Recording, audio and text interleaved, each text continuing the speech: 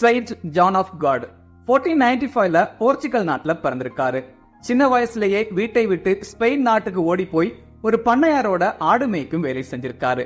ஒரு கட்டத்துல அந்த வேலை பிடிக்காம பிரான்ஸ் நாட்டுக்கு போய் ராணுவத்துல வேலை செஞ்சிருக்காரு. கொஞ்ச நாள்ல அந்த வேலையும் விட்டுட்டு நாடோடியா அலைந்து திரிய ஆரம்பிச்சிருக்காரு. ஒரு தடவை அவிலா நகர் யோவானோட போதனையை கேட்டிருக்காரு. அவரோட போதனை இவருக்குள்ள மிகப்பெரிய தாக்கத்தை ஏற்படுத்தியிருக்கு. தன்னோட பழைய கால பாவங்களை நினைத்து மனம் வருந்தி கதறி அழுத்திருக்காரு. ஒரு சாட்டை எடுத்து தன்னோட உடல் முழுக்க அடித்து தன்னைத்தானே காயப்படுத்தியிருக்காரு. இதை பார்த்த அவிலா நகர் யோவான் இவரை தனியா அழைச்சு சமாதானப்படுத்தியிருக்காரு. உன்னுடைய மனமாற்றத்தை வெளிக்காட்டுவதற்கான வழி இதுவல்ல, உன்னுடைய பகுதியில் உள்ள ஏழைகளுக்கும் நோயாளிகளுக்கும் சேவை செய்வதே உன்னுடைய மனமாற்றத்தை வெளிக்காட்டுவதற்கான வழி அப்படின்னு அறிவுறுத்தி இருக்காரு அவிலா நகர் யோவான்.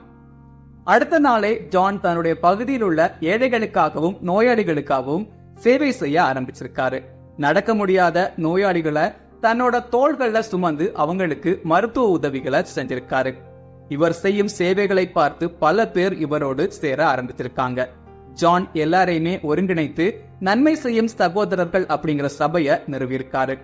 இவர் செஞ்ச சேவைகளை பார்த்து பொறாமைப்பட்ட ஒரு சிலர் அந்நகரோட ஆயர்கிட்ட இவரை பத்தி தவறா சொல்லியிருக்காங்க.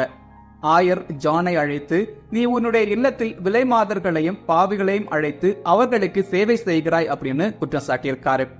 அதுக்கு ஜான், இயேசு கிறிஸ்து மண்ணுலகில் பாவிகளையே தேடி வந்தார், அதுபோலதான் நான் பாவிகளை தேடி சென்று அவர்களுக்கு சேவை செய்கிறேன். அது மட்டுமல்லாமல் இவ்வுலகில் என்னை விட மிகப்பெரிய பாவி யாரும் இருக்க முடியாது அப்படின்னு சொல்லியிருக்காரு. இதனால மனமாற்றம் அடைந்த ஆயர் இவரோட எல்லா செயல்களுக்கும் முழு சம்மதம் தெரிவிச்சிருக்காரு. இறுதியா ஜான் 1550ல இறந்து போயிருக்காரு. March 8 Saint John of God feast day.